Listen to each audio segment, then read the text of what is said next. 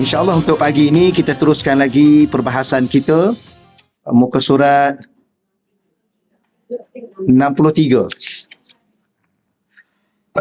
Muka surat 63 ni sambungan daripada perbahasan kita pada muka surat 20. Muka surat 20. Fasal yang ke-20, minta maaf. Fasal yang ke-20. Muka surat 61 tu ya. Antara amal hamba dan amal pencinta. Baik, sambungannya ialah A'udzubillahi minasyaitonirrajim. Bismillahirrahmanirrahim. Assalamualaikum warahmatullahi wabarakatuh. Alhamdulillahi rabbil alamin wal 'aqibatu lil muttaqin wala udwana illa 'alal zalimin. Asyhadu an la ilaha illallah wahdahu la syarika lah wa asyhadu anna sayyidana Muhammadan abduhu wa rasuluh. Allahumma salli wa sallim wa barik ala Sayyidina Muhammad wa ala alihi wa ashabihi wa man tabi'ahum bi ihsanin ila yaumiddin. Allahumma syrah lana sudurana. Ya Allah, kau lapangkanlah hati-hati kami, Ya Allah. Wa hassin akhlaqana wa adabana. Ya Allah, kau perelokkanlah akhlak-akhlak kami dan sempurnakanlah adab-adab kami, Ya Allah.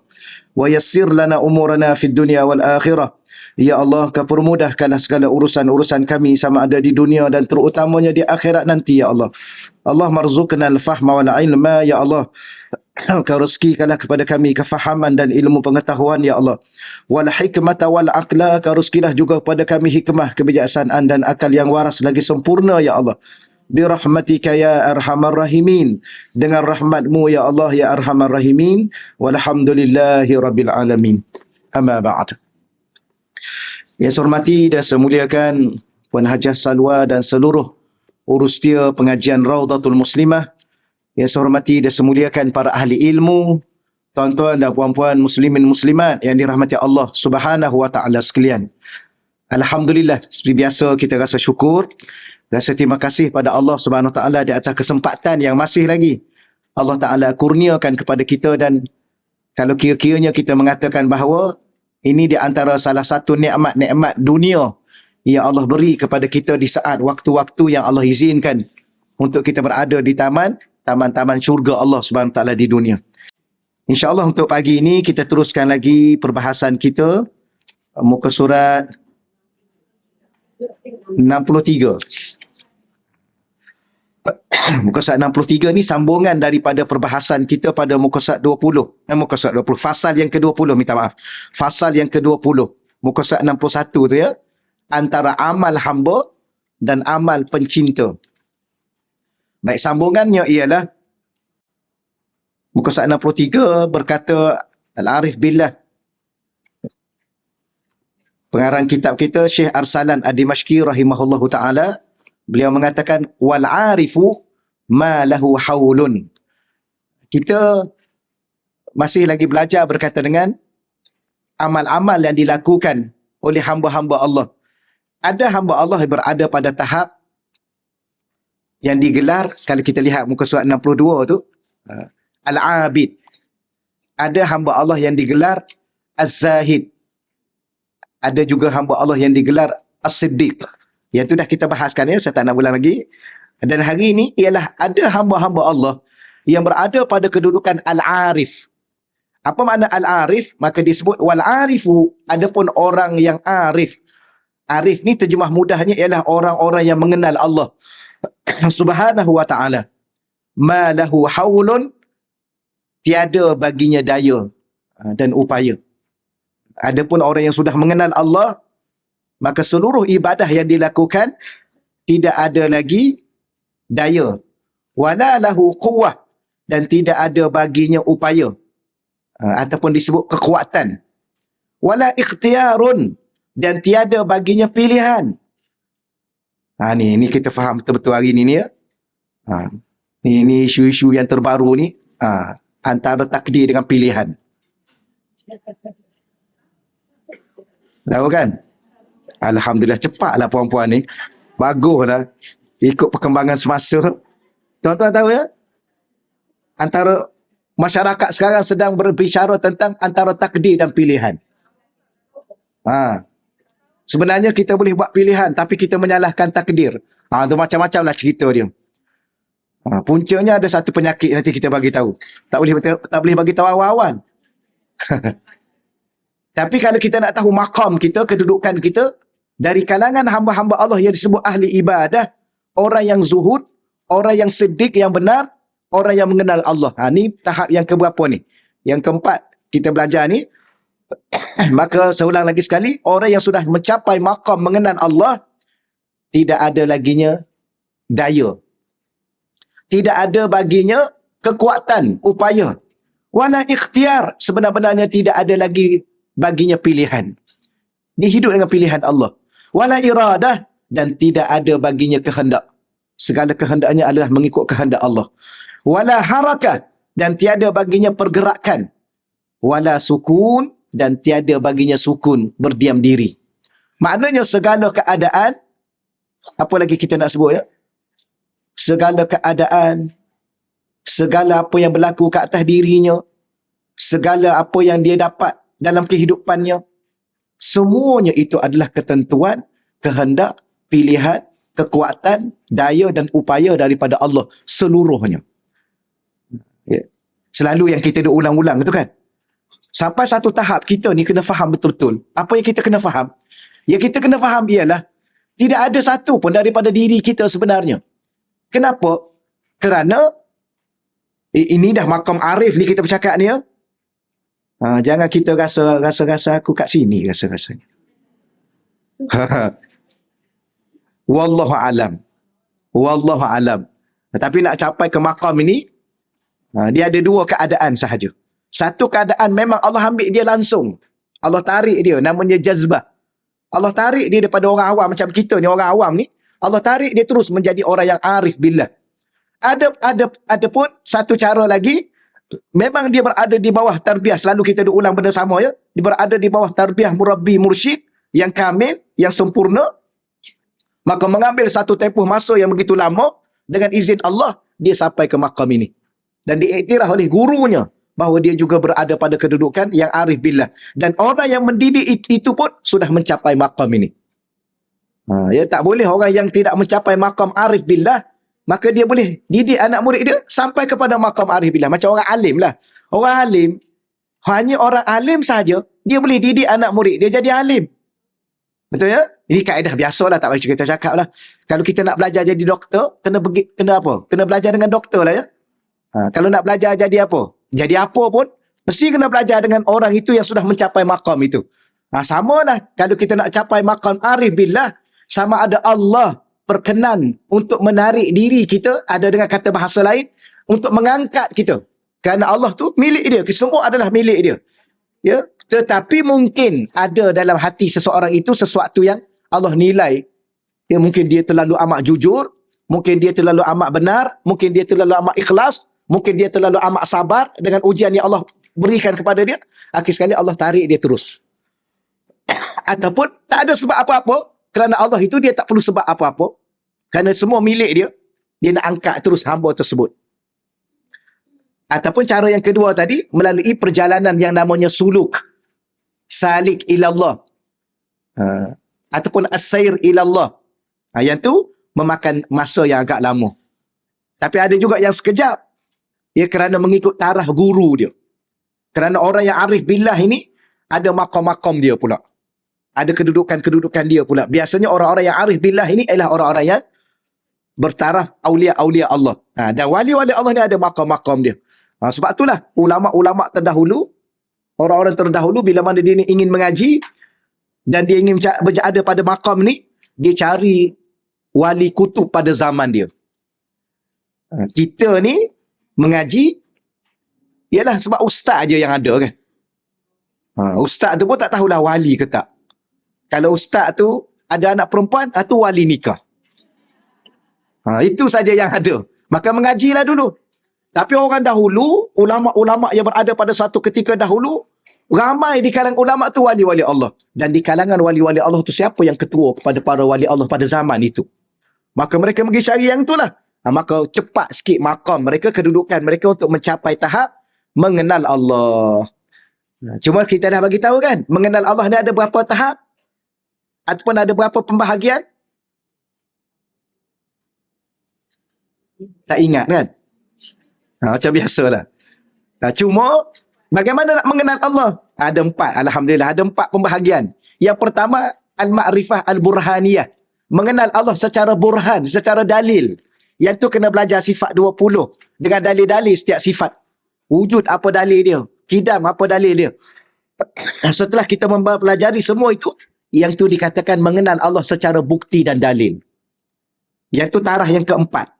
Yang kita dah sebut-sebut dalam kitab yang kita baca ni, biasanya kitab ini merujuk kepada maqam yang kedua. Mengenal Allah.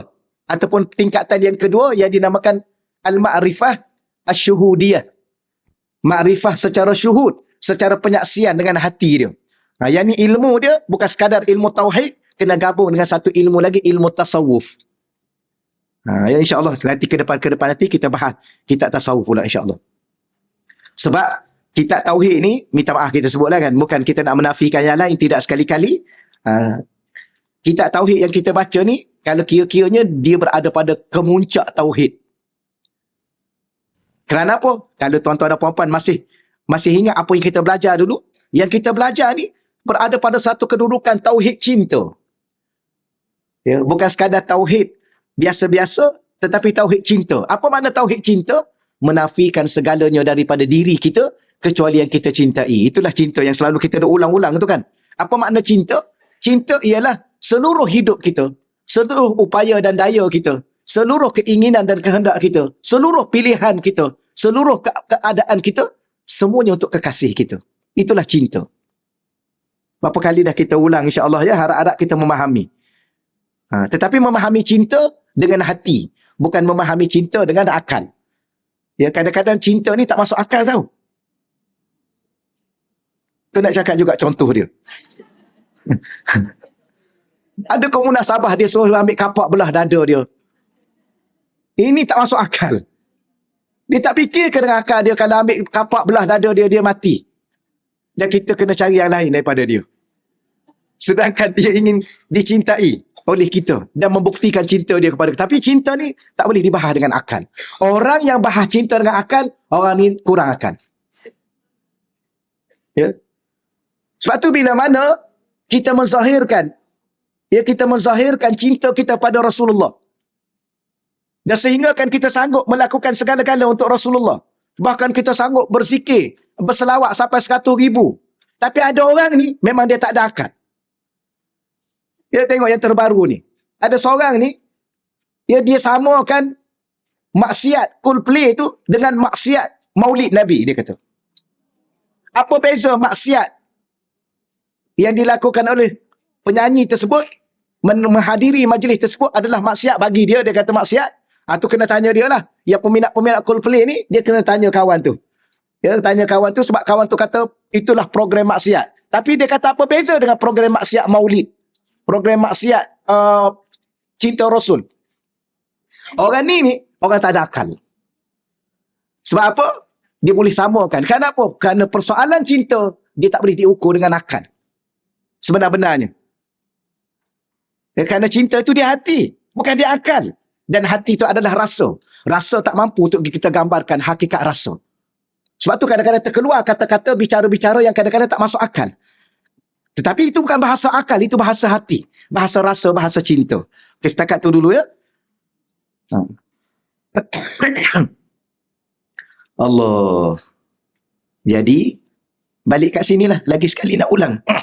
Wal arif, orang yang arif, orang yang sudah capai maqam, mengenal Allah dengan hati dia. Dengan penyaksian rasa hati dia terhadap Allah. Rasa wujud Allah. Rasa kebesaran Allah. Rasa keagungan Allah, rasa kesempurnaan Allah, rasa cinta seluruh dan sepenuhnya dan setiap waktu dan masanya, maka orang yang sudah mengenal Allah, dia tidak akan rasa lagi upaya dia. Malahu haulun. Dia tak akan ada baginya upaya. Kerana segala upaya ini adalah dengan Allah. Kan? Walalahu quwwah. Dan dia tidak ada kekuatan. Bahasa mudah di sini. Kalau puan-puan nak letak bahasa paling mudah, tak nak cantik apa-apa, puan-puan tulis di situ dalam kurungan 2 perkataan tu, la haula wa la quwwata illa billah. Itulah ungkapan orang arif billah. Setelah dia buat satu benda, dia akan ucap la haula wa la quwwata illa billah. Dia pergi satu tempat, la haula wala quwwata illa billah. Kenapa? Dia tak akan sampai satu tempat. Dia tak akan buat satu perkara. Dia tak akan mampu melakukan apa sahaja pun. Termasuklah dia nak sebut sepatah huruf pun daripada Quran-Quran yang dia baca itu. Tidak ada upaya dia, tidak ada daya dia, tidak ada kekuatan dia. Kecuali dengan Allah. Itu orang yang mengenal Allah. Tetapi kalau dia merasakan diri dia, dia tidak sampai ke makam ni lah. Dia makam yang tadi, yang bawah-bawah yang kita belajar sebelum daripada ini. Tapi yang bawah-bawah sebelum daripada ini bukan makam biasa tu. Abid, ahli ibadah. Bukan sebarangan. Zahid, ahli zuhud. Bukan sebarangan juga. As-Siddiq, yang ni lagi lah. As-Siddiq yang benar-benar jujur kepada Allah. Baik, yang ni kita nak teruskan sikit yang ni. Wala ikhtiyarun. Akidah ahli sunnah wal jamaah. Hidup ini adalah merupakan sebuah perjalanan takdir. Setiap kelipan mata. Hidup ini sebuah perjalanan takdir setiap hembusan nafas. Hidup ini adalah sebuah perjalanan takdir setiap denyutan jantung. Apatah lagi setiap langkah yang kita lalui dalam kehidupan kita. Apatah lagi setiap kehidupan yang kita lalui pada waktu paginya, waktu petangnya, waktu malamnya, waktu siangnya. Semuanya adalah takdir. Cuma akidah ahli sunnah wal jamaah. Ada satu bab yang kita jangan lupa. Allah, dalam dia menetapkan takdir dalam perjalanan hidup kita, dia bagi kepada kita usaha dan ikhtiar. Al-kasbu usaha. Al-ikhtiar, kita tak terjemah yang tu. Jarang ustaz-ustaz kita terjemah. Walaupun ada. Kalau belajar kitab tauhid, akan didetailkan. Tapi kalau bercakap umum, biasanya dia kata kita kena ada usaha dan ikhtiar. Ikhtiar tu apa? Inilah. Ikhtiar tu pilihan. Betapa sayangnya Allah, dia bagi kepada kita, kita boleh usaha. Nak satu benda, usaha. Kalau usaha kita itu bertepatan dengan kehendak Allah. Kita kan nak satu benda, ataupun dalam bahasa mudah, kita kan berkehendak dengan sesuatu. Nak apa? Tengoklah kehendak masing-masing. Maka bila mana kita berkehendak kepada sesuatu, Allah juga berkehendak ke atas diri kita. Bahkan kehendak Allah dengan kehendak kita, kehendak Allah mendahului kehendak kita. Boleh faham tak? Dulu kan pernah kita tanya soalan, kita ni kalau Allah bagi kita nak jadi anak siapa? Nak jadi anak siapa? Kalau Allah bagi kita kehendak, kemudian kita ni nak apa? Nak lahir kat mana? Kat Gaza ya. Akhir-akhir ni ramailah bercita-cita nak lahir kat Gaza, nak duduk kat Gaza, nak pergi kat Gaza. Okey ya? Tapi tiba-tiba lahir kat Shah Alam. Lahir kat Subang. Itu kehendak Allah mendahului kehendak kita. Baik, cuma bila mana kita lahir dengan kehendak Allah, Allah Ta'ala sayang kat kita. Dia tak nak kita hidup secara terpaksa sangat. Maka dia bagi kita kehendak. Maka berapa banyak kehendak kita berjaya kita dapatkan kerana bertepatan dengan kehendak Allah. Dalam keadaan kita nak berkehendak, kita kena buat kehendak kita melalui pilihan. Kita ada pilihan yang Allah bagi. Macam hari ni, boleh pilih nak datang ke tak nak datang. Maka puan-puan pilih nak datang. Tetapi bila mana puan-puan buat pilihan untuk hadir ke sini, maka pilihan itu bertepatan tak dengan kehendak, dengan pilihan Allah dan kehendak Allah. Maka bertepatan, maka dapat hadir. Tapi kalau pilihan kita tidak bertepatan dengan kehendak dan pilihan Allah, sebab Allah juga ada pilihan dia tersendiri. Lepas tu siapa yang pilih jodoh untuk kita sebenarnya? Jawab Allah lah. Laju je jawab Allah. Itu untuk yang pertama. Untuk yang kedua, pilihan sendiri. Kerana belum capai maqam arif billah. Inilah. Minta maaf ya, saya cakap benda yang sama. Itulah isunya pun. Dia sebenarnya gini, penyakit. Puan-puan kena pesan pada anak perempuan, anak lelaki. Jangan ada satu penyakit, semua benda yang kita buat dengan pasangan kita nak tunjuk kat orang. Jangan ya. Dia makan pun bersuap nak tunjuk kat orang, berjalan pimpin tangan nak tunjuk kat orang. Ingat dia seorang ke pimpin tangan? Ya? Ingat suami dia je pandai suap. Suami orang tak pandai nak suap. Dia nak tunjuk suami dia romantik. Ingat suami dia seorang romantik, suami kita tak romantik. Ingat isteri dia seorang solehah, isteri kita tak solehah. Contoh saya baca komen aja tu. Saya sampaikan komen-komen tu. Saya baca juga ustaz. Dah. Kejap masuk dalam grup. Apa cerita ni? Saya tak tahu. Saya pun scroll. Oh, banyak dah dia orang post. Itu satu hal. Sebab tu pesan pada anak perempuan, media massa ni jangan terpengaruh sangat. Ya. Jangan tarik secawan pun nak masuk FB. Tak payah. Yang kedua, banyak kali dah kita ulang. Jangan komen kehidupan orang. Kita tak tahu sebenarnya. Memang kita tak pernah tahu. Hidup kita pun kita tak tahu ke mana sebenarnya. Apa yang akan berlaku lepas ni. Ya. Kenapa? Kerana kalau kita suka sangat post sesuatu kat orang, di luar sana ada orang yang baik. Kita tak nafi. Maka dia berbahagia dengan kebahagiaan kita. Maka dia bersyukur dengan kebahagiaan. Tapi ada orang dia dengki. Ada orang bukan setakat dia dengki, dia meluat. Akhir sekali dia pandang dengan pandangan ain. Yang dapat bukan ain saja. Dapat fatin, dapat farah, macam-macam dapat. Contoh ni setakat ni dulu tuan-tuan ya. Dia tak boleh banyak sangat. La haula wala quwwata illa billah. Tapi yang salahnya ain lah. Ain yang salah. Selalunya. Ain tak ada kena-mengena pun. Yang lain yang dapat. La haula wala quwwata illa billah. Takat tu dululah ya. Wala ikhtiar. Sebenarnya selagi mana kita ni memang kita ada ikhtiar. Memang Allah takdirkan kita ada pilihan. Cuma pilihan kita itu akan juga berkait dengan pilihan Allah. Pilihan kita itu berkait juga dengan ketentuan Allah. Kalau pilihan kita bertepatan dengan kehendak dan pilihan Allah, maka itulah yang berlaku. Tapi kalau pilihan kita dan kehendak kita tidak bertepatan dengan pilihan dan kehendak Allah, pasti tak akan berlaku. Kan ada Wirdul Latif tu. Lepas tu boleh kena baca Wirdul Latif. Dan dia boleh dia boleh menjaga benteng. Dia boleh menjadi benteng kepada keselamatan diri kita. Saya ni jadi macam ni tak baca, lama tak baca lah ni. Baik. Dalam Wirdul Latif tu kan kita baca Masya Allahu kana. Wa man lam yasha' lam yakun. Wala hawla wala quwwata illa billahil aliyil azim. 3 kali pagi, 3 kali petang. Bukan baca saja, fahamkan diri kita. Masya Allah. Segala apa yang dikehendaki oleh Allah untuk dianya berlaku. Kana. Pasti dia berlaku. Maka apa yang telah berlaku itu fi'il madhi tau. Masya Allah. Sya'a fi'il madhi. Apa makna fi'il madhi? Perkataan yang memberi makna apa yang telah Allah inginkan dia berlaku, maka pasti dia akan berlaku. Wa man lam yasha' fi'il mudhari'. Dan segala apa yang Allah tak nak dia berlaku sekarang atau akan datang, lam yakun. Pasti tak akan berlaku. Maka yang berlaku itu adalah kehendak Allah dan pilihan Allah. Sebelum berlaku, okey, cakaplah nak cakap apa pun.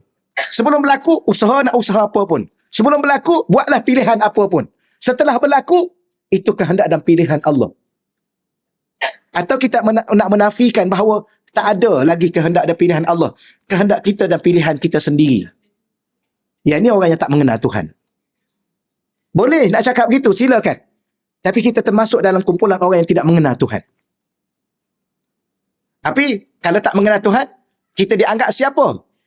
Apa saja gelar kita hari ini menunjukkan kita ni bijak, pandai dan sebagainya, kita tetap digelar jahil.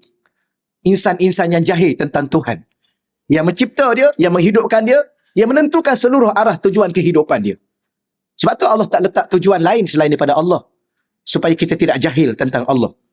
Kerana banyak sangat hidup ni kalau nak buat tujuan. Sebenarnya, tak tahu. Sebenarnya kalau kita tanya-tanya pun, tak ada tujuan pun kita ni.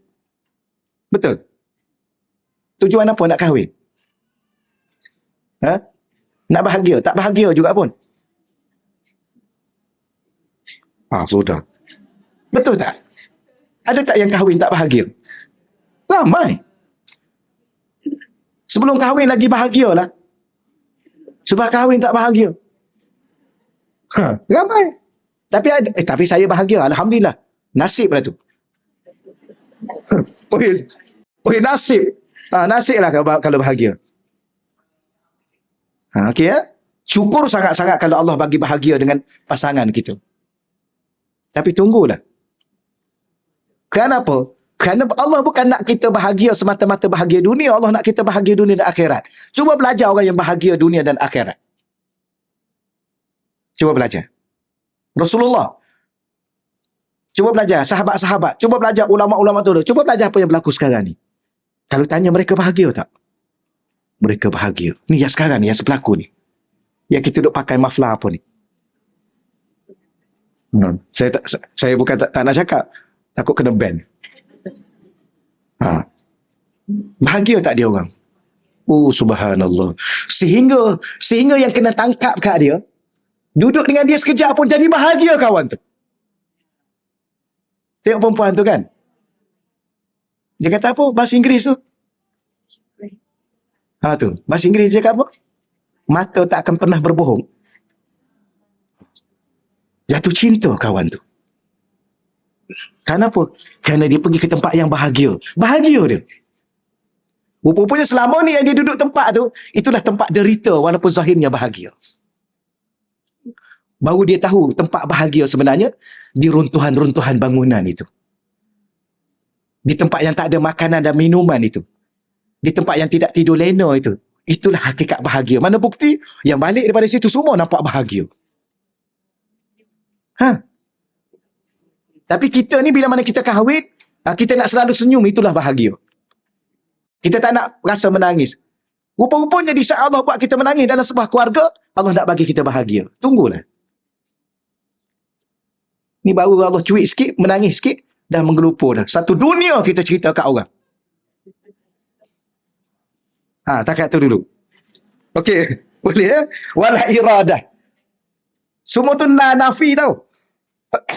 Tulis kat depan tu, lam alif tu, ada berapa lam alif tu? 5. La kuwah. Sebenarnya ma kat satu tu, kat depan tu pun sama juga tu. Ma nafi. 1, la, 2, 3, 4, 5, 6. Jadi ada perseulang balik ya, supaya kita tekankan perasaan kita di sini. Ada pun orang yang arif itu tiada baginya daya, tiada baginya upaya, tiada baginya pilihan, tiada baginya kehendak, termasuk pilihan dan kehendaknya sekali itu, tiada baginya pergerakan. Bahkan dia bergerak ke sana ke sini mencapai pilihan dia. Dia bergerak ke sana ke sini mencapai kehendak dia. Itu pun bukan gerak geri dia. Ini lagilah susah kita nak faham. Wala harakat, tak ada gerak geri. Termasuk diam dia pun. Dia tak buat apa-apa. Dia tak buat, dia duduk diam. Tiba-tiba berlaku satu benda. Apa cuba duduk diam? Berlaku tak benda tu? Berlaku juga. Sepatutnya kalau kita duduk diam. Saya pernah cerita kat tuan-tuan puan-puan kan. Saya pernah parking satu tempat yang kereta kiri kanan tak ada. Belakang pun ada 1-2 buah saja. Kereta. Depan kedai minum. Kedai makan. Duduk sekejap. Tiba-tiba terkejut saya. Ada orang langgar belakang. Duduk kat petak parking tu, kiri kanan tak ada kereta. Saya kadang-kadang saya pergi tempat-tempat yang sunyi-sunyi kan. Saya duduk seorang-seorang di situ. Saya parking seorang-seorang. Saya tak nak ada kereta belah, kiri tak ada semua. Belakang pula ada 2 buah saya ingat, saya kira. Duduk sekejap, terkejut. Tengok-tengok Velfire datang langgar. Saya pun turun. Dia pun turun. Oh, minta maaf tuan, minta maaf tuan ya. Saya kata tak apa. Lepas tu macam mana ni? Tak ada macam-macam apa, saya tak ada. Saya pun naik balik dalam kereta sebab saya nak duduk seorang-seorang biar. Saya naik balik. Lepas tu tak apa, pergi, tak apa, selesai. Saya duduk seorang. Duduk dia. Barangkali baca kitab ni Allah nak bagi faham. Itulah. Kalau bergerak lain macam juga. Ya. Duduk diam. Kena langgar. Accident dalam keadaan diam. Tak buat apa-apa. Dia tu pula tercengang. Habis macam mana ni? Tak apa. Tak ada macam-macam. Tak ada macam-macam. Dia betul menung. Tak apa. Tuan boleh pergi. Tapi yang dia teruk lah dia. Dia langgar highlight. Highlight pula dia langgar yang belakang, yang besi tu. Oh memang Belah habis dia. Habis besi tu ada kemik lah sikit. Sampai sekarang ni saya tak baiki yang tu. Ya kemik tu biar ada kat situ je lah. Inilah. Barulah Allah bagi macam ni rupa-rupanya. Macam tu lah. Tapi bukan jangan salah faham, bukan saya nak kata saya duduk di situ, tak. Tapi nak bagi tahu apa maknanya, dia pun itulah seluruhnya dari Allah. Baik, syarah dia ada ringkas kat bawah tu. Syarah dia. Maksudnya ialah tiada lagi penyandaran kepada dirinya. Orang yang sudah mengenal Allah tak akan ada lagi segala bentuk sandaran kepada dirinya. Sama ada dia bergerak atau diam atau kehendak atau kekuatan, pengetahuan, segala ilmu yang ada pada dia bukan dia punya. Lepas tu dia tak akan pernah sombong. Dia tak akan pernah rasa tak kenal siapa saya ni. Tak akan mungkin. Kerana dia tahu seluruhnya dia Allah. Malah kewujudannya, keberadaan dia sekarang ini pun melainkan dengan Allah. Bukan dengan dirinya atau kerana dirinya sendiri. Kita ada kerana diri kita? Tak. Kita ada ni, kita hidup ni kerana apa? Kerana kita? Tak juga. Saya ni masih ada sampai sekarang ni sebab saya pandai jaga diri. Tak. Inilah arif. Maka setiap rukuk dia, setiap sujud dia, setiap qiyam dia, setiap patah-patah huruf Al-Quran dia sebut, dia baca, setiap zikir dia, semua dia sadar pada Allah. Maka tak akan timbul sedikit pun riak, tak akan timbul sedikit pun ujub, tak akan timbul sedikit pun rasa bangga diri dengan dirinya sendiri, kerana seluruhnya dia sudah tahu bahawa seluruhnya dari Allah. Tapi sebenarnya benda ni simple sangat. Tapi benda ni kalau dah sampai ke makam ni dikira tinggi. Tapi benda ni simple lah. Kita berkelip. Kita pun tahu setiap kali kita berkelip. Tak ada orang berkelip, dia buat sendiri berkelip dia. Daripada pagi tadi sampai sekarang, mana ada dia berkelip. Lain macam hari ni. Nak cuba berkelip. Tak cuba pun berkelip. Dah lama dah berkelip pun tak cuba-cuba lah. Cuba nak buat sendiri, tak payah. Biarkan dia. Kerana dia telah diurus oleh Tuhan Yang Maha Pencipta. Yang jauh lebih teliti. Kalau harap kat kita, mesti kita akan lupa tau. Kenapa mata you dah merah? Lupa berkelip lah. Betul. Orang ni, bukan setakat dia lupa berkelip. Diri dia seluruhnya pun dia lupa. Sebab itulah Allah tak bagi kita urus berkelip. Jantung, lagilah Allah tak bagi kita urus untuk denyutkan jantung gitu. Berkelip kadang-kadang Allah bagi lagi peluang. Cuba tutup mata, tutup. Cuba tahan mata, boleh tahan. Tapi 5 minit, adakah boleh tahan 5 minit? Tak ada rasanya. Mungkin 1 minit, 2 minit dah berair dah mata kita. Tapi ada satu keadaan jantung Allah tak akan bagi kat kita. Sebab apa? Sebab jantung ni kalau kita lupa 5 minit, habislah kita. Sebab kita ni bukan setakat lupa jantung. Diri kita pun kita lupa. Dengan jantung-jantung kita lupa. Ya. Tapi berangan-angan nak jaga hati orang. Ya, hati sendiri pun tak boleh nak jaga. I serah hati I kat you jaga betul-betul tau. Ni mengarut, ni bahasa-bahasa yang mengarut semua ni. Tapi tak apalah, dulu nak buat macam mana, masa tu masih muda kan. Masih remaja. Masa tu duduk tenggelam dalam cinta. Sebenarnya bukan cinta. Hawa. Okey, selesai. Perkara yang kedua, ni kita ni nak habis dah masa ni, duduk kat sini ni. Al-mawjudu ma lahu wujudun. Al-mawjud, orang yang wujud dengan Allah. Orang yang adanya dirinya dengan Allah. Ma lahu wujud, maka tiada baginya akan wujud. Ini lagi dalam bahasa dia. Baik, apa maksudnya? Orang yang bawah tu, angka 104 tu. Orang yang merasa wujud dengan Allah, dia wujud disebabkan dicipta oleh Allah. Dia wujud dengan sebabkan diwujudkan oleh Allah. Dia adakan oleh Allah. Maka orang yang merasa wujud dengan Allah, fana. Dia akan rasa fana. Fana dalam apa? Dalam penyaksian keesaan Allah. Bila mana dia rasa dia ada dia dengan Allah, maka seluruh perasaan dia kepada Allah. Bila mana seluruh perasaan dia kepada Allah, maka perasaan itu dia makin dalam. Dan perasaan itu dia akan menghanyutkan kita. Hanyut dalam sebuah perasaan. Sehingga tenggelam dalam perasaan itu dan hilang dalam perasaan itu. Yang ni yang susah sikit kita nak cakap. Tapi ada pernah kadang-kadang dalam hidup kita ni Allah bagi satu ujian pada kita dan kita rasa amat-amat terasa sangat. Akhir sekali kita hilang dalam rasa tu. Ni jarang-jarang berlaku sampai ke tahap ini. Allah tengok orang. Mungkin kadang-kadang Allah tak nak kita terlalu terbeban dengan perasaan kita, Allah tak bagi ke tahap itu. Puan-puan cuba tengok dia orang. Ya. Kan, duk pangku anak kecil meninggal. Meninggal pula dalam timbunan bangunan. Akhir sekali dia rasa, oi subhanallah. Dia tak nampak apa yang, dia tak nampak manusia yang buat, dia tak nampak apa yang berlaku, dia tak nampak anak dia, tapi dia boleh bercakap dengan anak dia dengan elok-elok, dengan tenang. Kirim salam kat Rasulullah tau.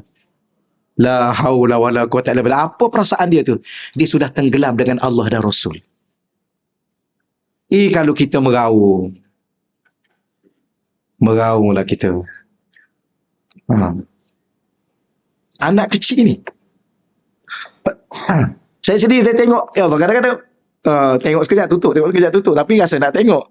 Tapi nak tengok tak sampai hati. Kita nak menangis sampai nak meraung tengok. Ya Allah, tak sanggup. Tapi dia boleh senyum, dia boleh tenang. Dia boleh bercakap. Macam mana tu? Kerana jiwa dan hati dia dengan Allah.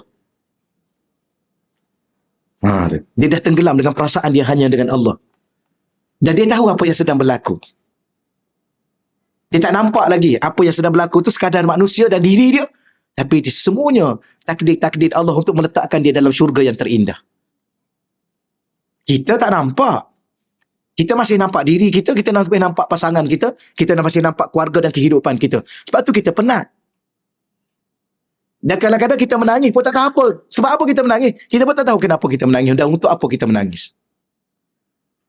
Kerana 1000 tangisan ni pun itu pun. Kalau kita menangis dengan 1000 tangisan pun, dengan sejuta titisan air mata pun, itu saja yang berlaku. Kerana itulah kehendak Allah. Maka tolong faham kehendak Allah itu. Setelah itu menangis kerana Allah, bukan menangis kerana itu. Tapi itulah yang berlaku pada saya, pada tuan-tuan dan puan-puan. Kita masih menangis untuk diri kita. Dan kita hanya menangis untuk kehidupan kita. Kenapa kita harus menangis dengan kehidupan yang ada? Kerana kehidupan ini pun kita akan tinggalkan. Tapi kalau bahasa bercakap memang indah. Saya pun tak tahu kenapa saya akhir-akhir ini bercakap macam ni.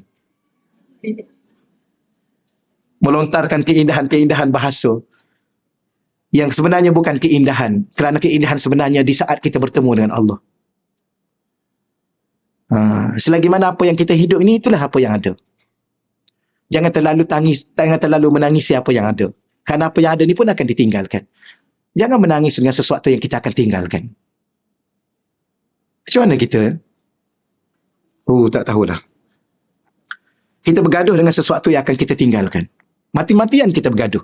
Akhir sekali kita bergaduh dengan suami kita, kita bergaduh dengan isteri kita, kita bergaduh dengan anak kita sendiri. Tak tahu apa kita nak sebenarnya. Macam mana? Akhir sekali kita mencabar isteri dan anak kita untuk diadili di mahkamah nanti. Kenapa? Kerana kita dapati isteri kita tak adil, kita dapati suami kita tak adil, kita dapati macam-macam lah tak adil. Kerana sememangnya dunia ni tak pernah adil pun. Faham tak apa yang kita ada sekarang ni? Dunia. Adil ke dunia ni? Yang duk sibuk minta adil. Daripada awal dulu pun tak pernah adil pun kehidupan ni. Kenapa? Kerana memang Allah buat macam ni. Untuk kita fahami bahawa suatu hari nanti kita akan berdepan dengan yang maha adil.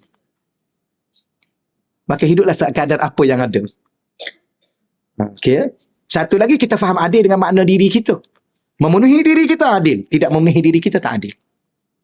Itu satu hal juga. Boleh insyaAllah.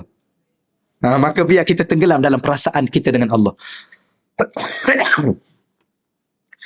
Allah. Saya ni baru keluar hospital. Dah 2 minggu dah tak mengajar. Ni lepas keluar hospital ni kali kedua saya mengajar. Kali pertama baru ni. Hari Rabu mengajar balik, demam balik. Lepas keluar hospital, orang rumah saya, anak saya 2 orang masuk hospital ni. Duduk kat hospital. Tak adalah nak cerita sekadar itu sajalah. Ni nak cerita apa ni? Nak cerita dunia. Yang pelik pula, baru ni nak pergi hantar hospital orang rumah saya dengan anak perempuan saya 2 orang tu. Nak hospital. Habis hospital pergi penuh. Pergi sana penuh, pergi sini penuh. Shah Alam dengan kelang sekitar penuh. Akhir sekali, wak kanak-kanak tak penuh. Jadi orang rumah saya 3 beranak ni duduk wak kanak-kanak. Oh, ni. Kanak-kanak. Maknanya kanak-kanak lagi sihat daripada kita. Kenapa? Kerana mereka tak ada dosa. Kita ni yang tak sihat sebab banyak dosa. Itu dah fahamnya. Allah. Okey, sikit lagi masa nak habis dah ni. Kita baca di sini. Orang yang merasa wujud dengan Allah, fana. Tenggelam perasaan dia dalam penyaksian keesaan Allah. Ni selalu nak ulang juga ni. Kita belajar ni kita tauhid. Apa makna kita tauhid? Kita mengesahkan Allah. Apa makna mengesahkan Allah? Menafikan segala-galanya kecuali Allah. Itulah tauhid. Menafikan kehendak kita, menafikan pilihan kita, menafikan daya dan upaya kita, menafikan segala gerak-geri kita, termasuk diam kita pun kita kena nafikan. Seluruhnya ini berjalan dengan Allah. Itulah tauhid. Maknanya apa? Maknanya selagi mana kita merasakan upaya dan daya kita, selagi mana kita merasakan kita sendiri yang buat pilihan, selagi mana kita merasakan kita ni membuat kehendak kita sendiri, selama tu kita tidak ada tauhid yang sebenar-benar tauhid. Kerana tauhid hanya Allah. Maka segala yang berlaku yang kita lihat ni hanya Allah. Tapi jangan salah faham tau. Yang ni kena ni sebab tu hidup ni ada 3. Pertama akidah, yang kedua syariat, yang ketiga akhlak. Akhlak ni tasawuf. Yang kita duk belajar ni yang pertama. Jangan menafikan yang kedua. Kalau macam tu saya mencuri, saya merompak, saya buat maksiat ni kerana kehendak Allah dah, sebab semua ni dari Allah. Yang tu tak, jangan ke situ pula. Sebab kita ada syariat. Apa makna syariat? Peraturan. Apa makna peraturan? Sesuatu yang telah Allah tetapkan hukumnya. Maka kalau kita langgar hukum itu, memang itu kita nak langgar. Bukan Allah yang tentukan kita langgar. Kerana apa? Kerana Allah dah kata jangan langgar. Tilka hududullah wala ta'taduha. Itu ada hudud-hudud dan batas-batas Allah yang telah Allah tentukan. Wala ta'taduha. Jangan kamu langgar. Tiba-tiba dia langgar juga. Dia minum juga arak tu. Kemudian kata inilah takdir Allah, mengesahkan Allah. Ini mengarut. Ni kena itu. Tetapi di saat kita melakukan syariat Allah, kita tak akan mampu melaksanakan syariat itu tanpa kehendak Allah, tanpa bantuan Allah, tanpa daya dan upaya Allah. Tapi ada orang dah dia nak buat maksiat sangat, Allah bagilah mulut dia boleh bercakap, dah dia nak mengumpat.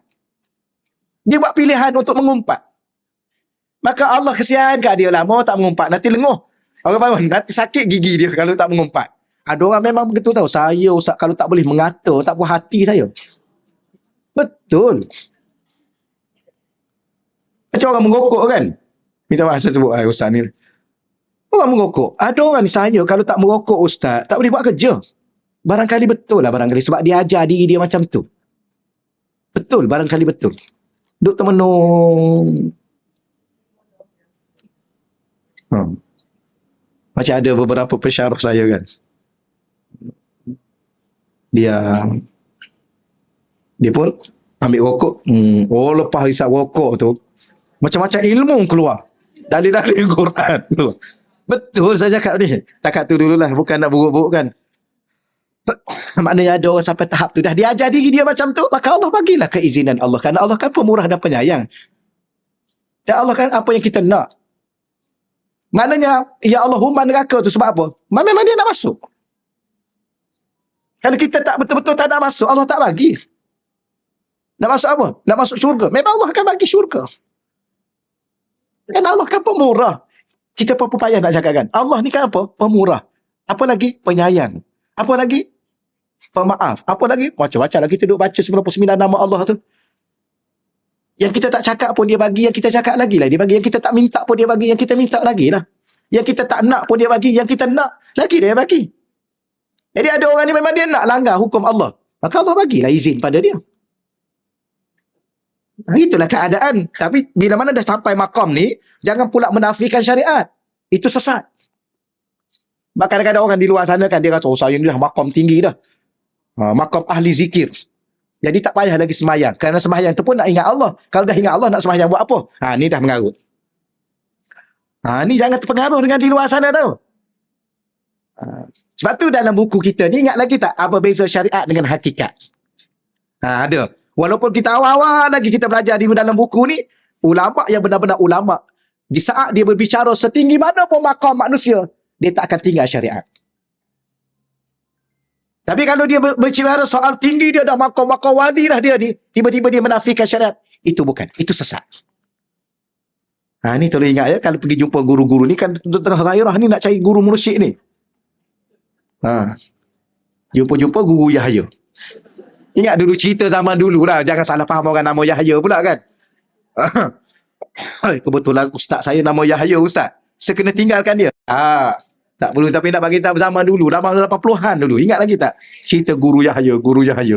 Dulu zaman dulu. Maknanya ajaran sesat. Kebetulannya, kesian kat orang nama Yahya. Yahya tu nama baginda Nabi. Ya. Nabi Yahya. Dan di saat ahli syurga masuk syurga, ahli neraka masuk neraka, Allah bawa mati. Dan Allah rupakan mati dalam bentuk kibas. Diletakkan antara syurga dengan neraka, Allah panggil Nabi Yahya untuk sembelih mati itu. Apa makna Yahya? Hidup. Maka Nabi Yahya akan sembelih mati itu. Maka mati pun akan mati. Maka di saat itu ahli syurga gembira dengan segembiranya kerana tak ada lagi mati. Ahli neraka derita dengan deritanya kerana dah mati dah, tak ada dah. Itu antara baginda Nabi sebut. Sebab tu hebat orang nama Yahya. Tiba-tiba dia buat cerita guru Yahya. Wallahualam. Sebenarnya banyak cakaplah ajaran sesat. Tak ada tu cerita. Tapi tolong hati-hati ya. Dan saat kita gairah untuk mencari seorang guru. Dan ada seorang guru yang Majlis Fatwa negeri Pahang, negeri Terengganu dah keluarkan. Sesak dan menyesatkan. Dulu sekitar Selangor dia duduk mengajar. Baik. Tak habis lagi tu. Setelah mengenal hakikat keagungannya, kita fana, tenggelam dalam perasaan keesaan Allah, bahawa seluruhnya ini dari Allah. Setelah mengenal hakikat keagungan Allah, tak tahu bahasa lain kita nak cakap apa makna keagungan. Kita kata kebesaran, ketinggian. Ya, kebesaran, ketinggian, kehebatan. Maka di situlah keagungan. Baik. Maka dia tidak lagi merasa kewujudan dirinya sebagai dirinya yang tersendiri. Ini selalu diulang-ulang ni ya. Tetapi sentiasa menghayati dan menyaksikan.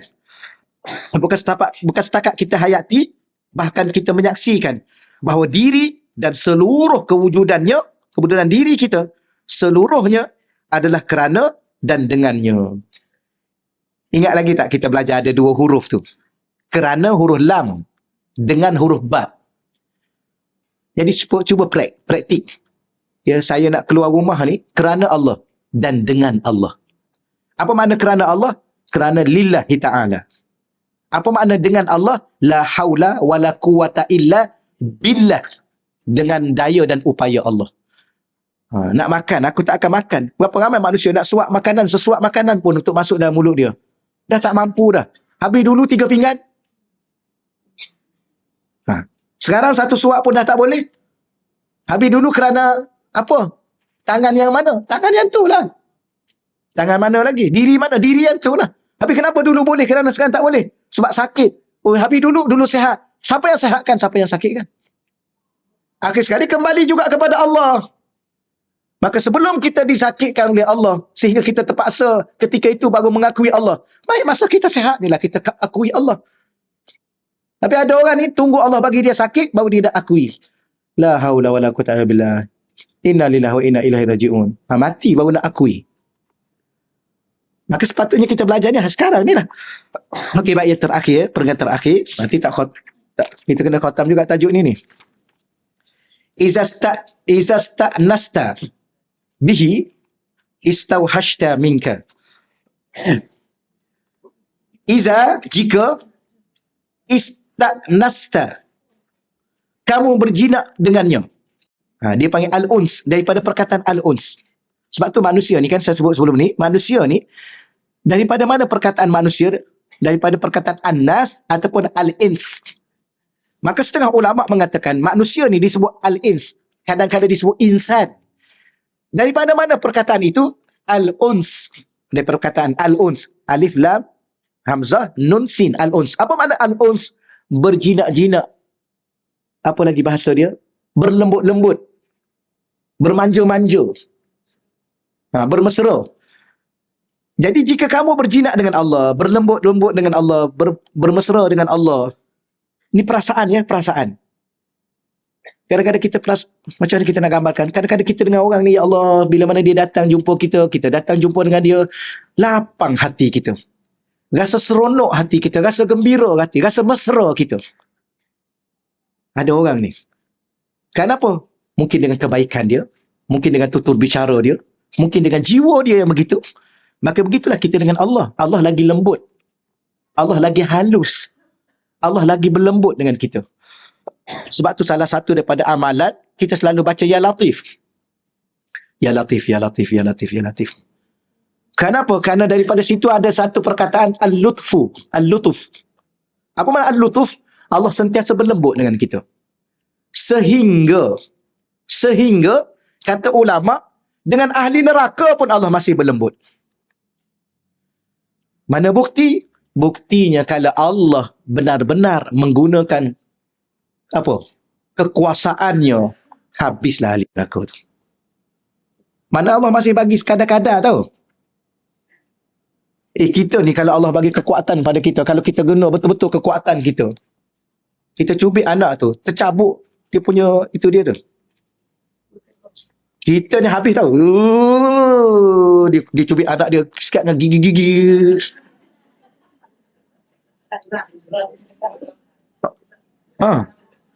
Betul Allah tak bagi kita kuat sangat. Tahu kan? Ni yang terbaru yang keluar ni. Dia tumbuk suami dia pensan ni. Nampak je lembut ni. Dipukul suami dia masuk hospital. Sama juga orang lelaki. Orang lelaki ni, kalau dia guna kekerasan dengan isteri dia, dia silap. Dia silap. Kenapa? Kerana memang Allah bagi dia kuat. Kalau dia tumbuk, memang pensan. Dia tendang, memang jatuh. Okey? Tapi Allah ni maha lembut. Allah tak bagi sepenuhnya pada kita. Sebab apa? Sebab begitu ni, kalau betul-betul Allah bagi, memang habis kita guna. Tapi Allah dia tak guna seluruhnya, kata ulama. Kekuasaannya, kekuatannya untuk dia azab ahli neraka. Bahkan kadang-kadang dia azab dulu, sampai tak ada dah. Dia pun ganti yang lain, kulit tu. Kalau kira-kira tak payah ganti lah, biar sakit dengan yang tu lah. Dia ganti yang baru biar okey sikit kan. Kalau dah ganti yang baru, okey lah sikit. Tapi nak merasakan yang baru lah pula. Tapi nak bagi tahu okey lah sikit, ganti yang baru. Tak terfikir kita. Tapi saya pun baca kitab. Ya Allah, lembutnya Allah. Itulah Allah. Kita ni kalau kira kita tak layak dah hidup atas muka dunia, berapa dosa dah kita buat. Yang peliknya lepas buat dosa tu, alhamdulillah. La haula wala quwata illa billah. Buruknya perangai kita dengan Tuhan. Kenal tak? Dah alhamdulillah pula makan 3 pinggan lepas buat dosa. Buat dosa tu alhamdulillah, lepas makan tak alhamdulillah. Kenyang betul lah. Itu aja bahasa dia. Itulah manusia. Sikit lagi nak habis dah masa sebenarnya.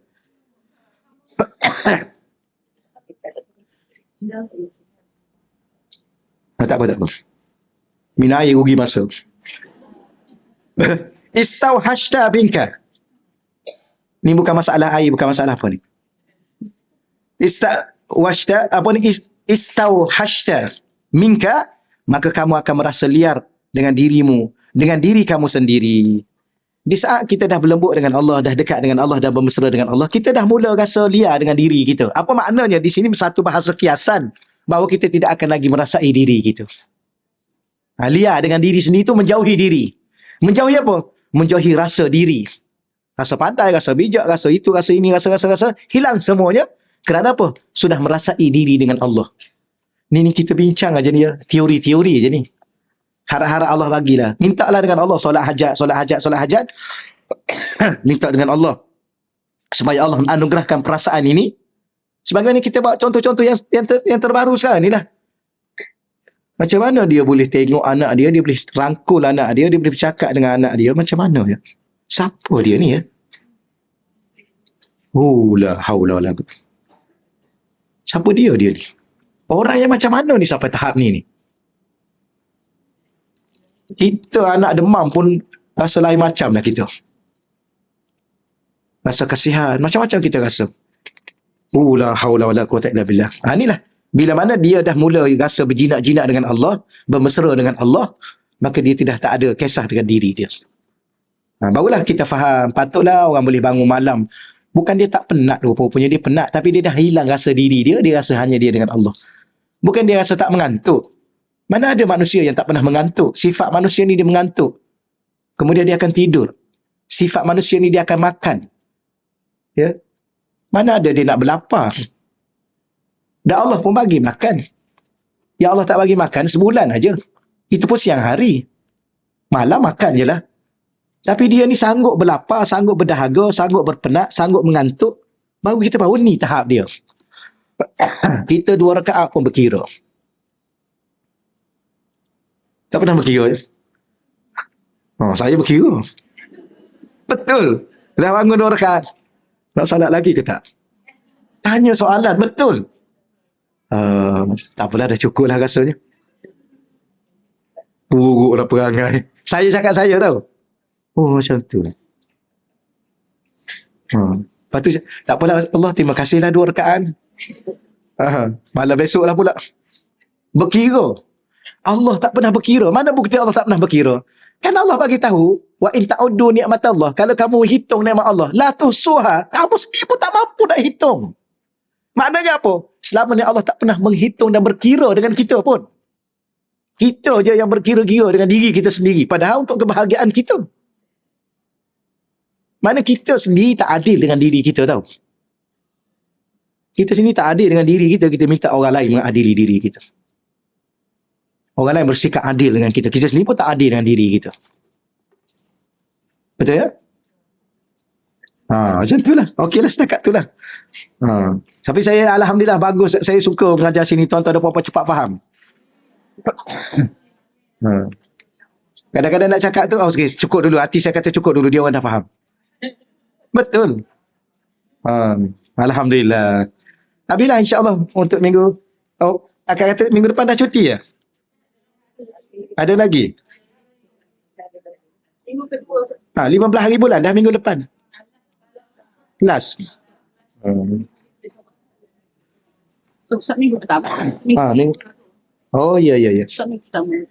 InsyaAllah kita sama-sama doa. Yang belakang tu tak payah sama. Okey. Mohon didoakan ke atas sahabat-sahabat ini yang diuji dengan terjatuh dan cedera parah. Cedera patah tulang. Allah. Yang pertama, Normala Muhammad Dahlan. Yang kedua, Haji Zaini Omar. Allah. Dia sampai masa tak tahu kenapa ya. Sampai masa dia jatuh. Waktu Nabi minta kita baca doa selalu.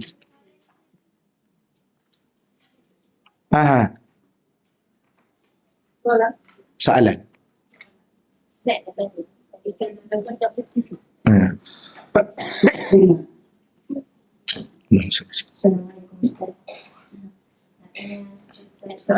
Ya. Tadi Ustaz cakap pasal takdir tu. Ya.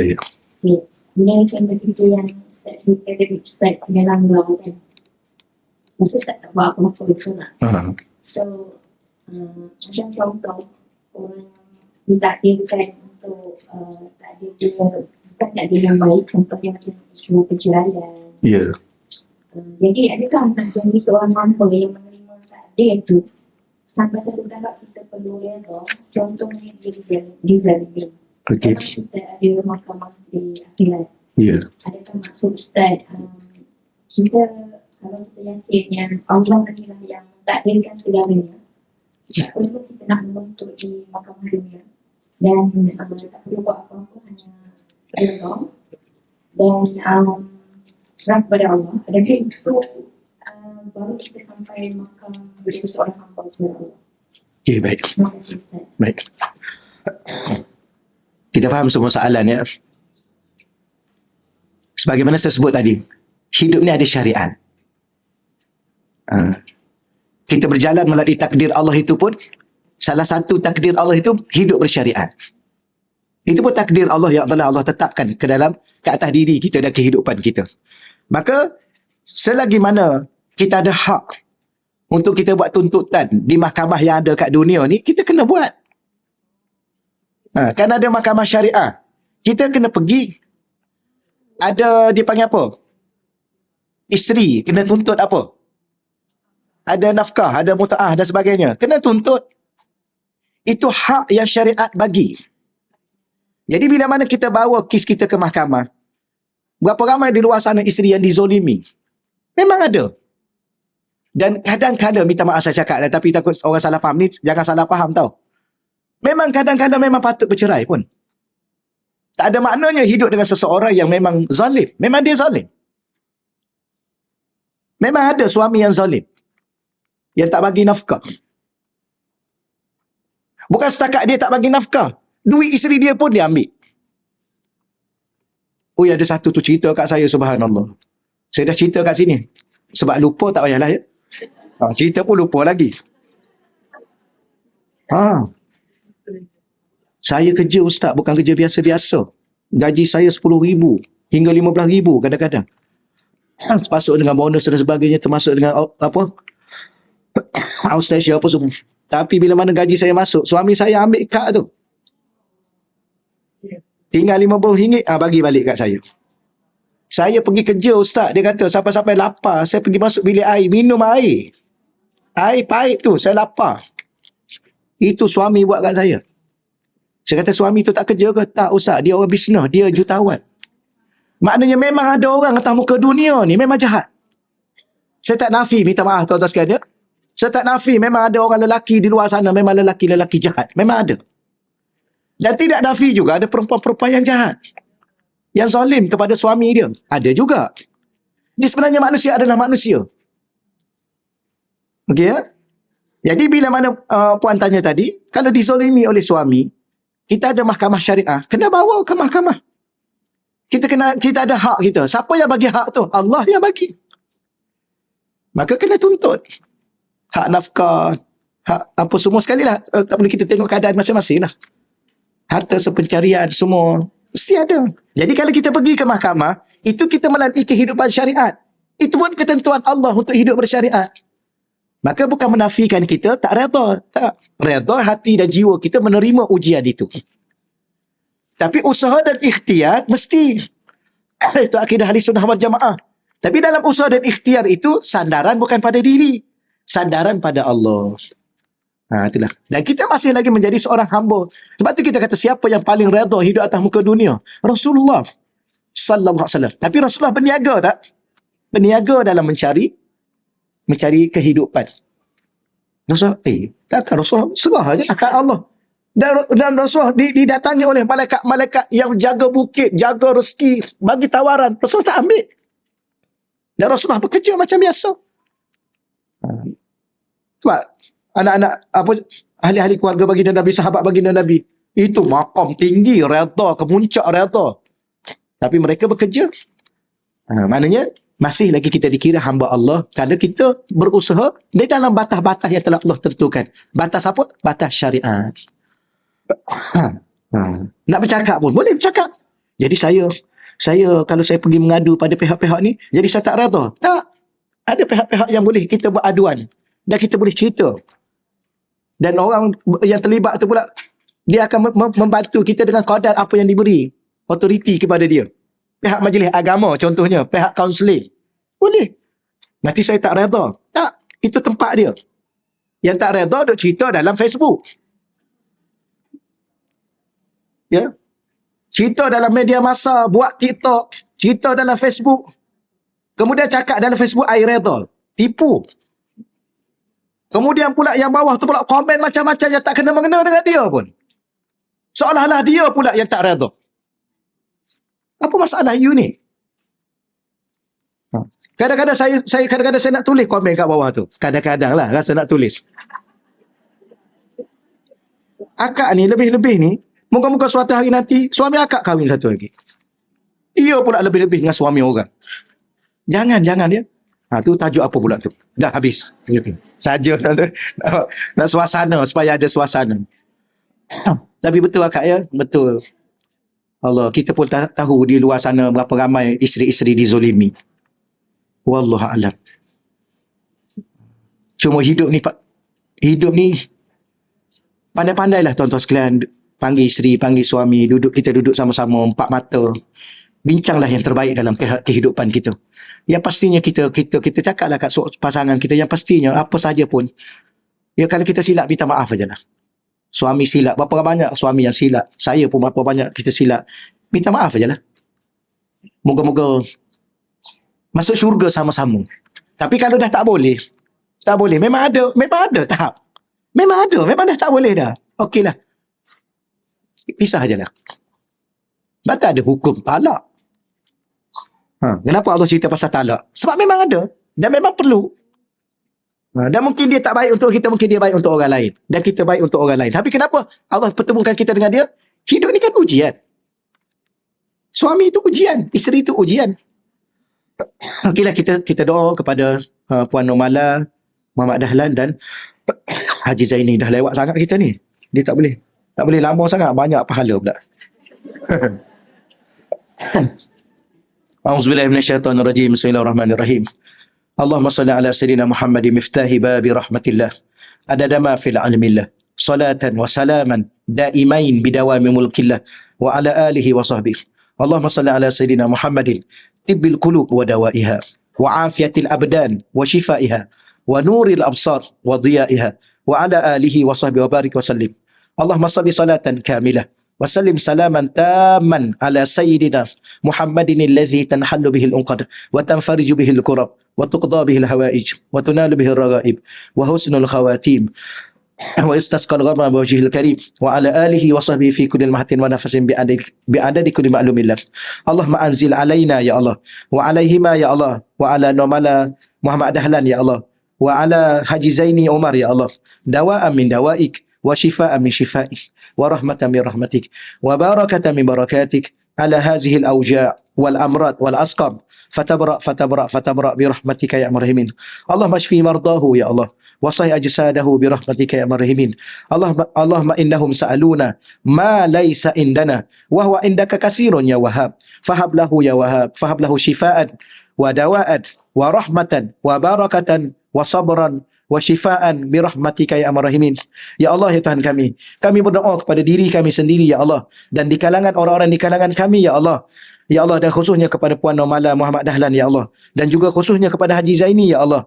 Kau turunkanlah kepadanya dan kepada kami ya Allah kesembuhan daripada kesembuhan-Mu ya Allah, penawar daripada penawar-Mu ya Allah, ubatan daripada ubatan-Mu ya Allah, keberkatan daripada keberkatan-Mu ya Allah, kesabaran daripada kesabaran-Mu ya Allah, sehingga menyembuhkan penyakit beliau ya Allah. Sembuhkanlah beliau ya Allah, sembuhkanlah beliau ya Allah, sembuhkanlah beliau ya Allah. Berilah kekuatan kepada tubuh badan beliau ya Allah. Berilah kesabaran kepada hati beliau ya Allah, dan berilah kesabaran dan kekuatan kepada keluarga beliau ya Allah. Permudahkanlah urusannya ya Allah, dan permudahkanlah urusan kami dunia dan akhirat kami ya Allah. Rabbana atina fid dunya hasanah wa fil akhirati hasanatan wa qina azabannar. Wa sallallahu ala sayidina wa lana Muhammad walhamdulillahil alamin. Taqabbalallahu minna wa minkum ya karim.